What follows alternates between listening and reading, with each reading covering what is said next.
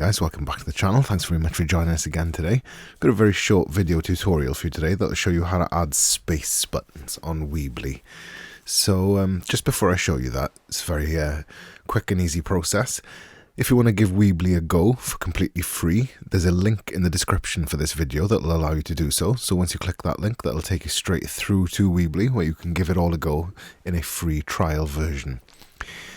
So once you're into Weebly, obviously you need to be sort of in the editing mode for your website, and make sure that you've got build selected on this menu at the top here, and then on the left hand side, as you see, you'll have the option to add a spacer, and that will allow you to select it, click it and drag it in. As you can see, when you sort of hover over the different sections where you want to apply that spacer, you'll see a small blue line appear.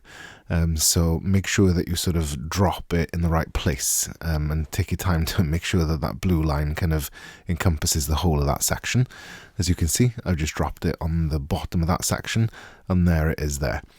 So the spacer button is super simple. You can obviously delete it by selecting that little cross there, and you can increase or decrease the size of it by hovering over this little blue bar at the bottom, selecting it and dragging it up and down like that.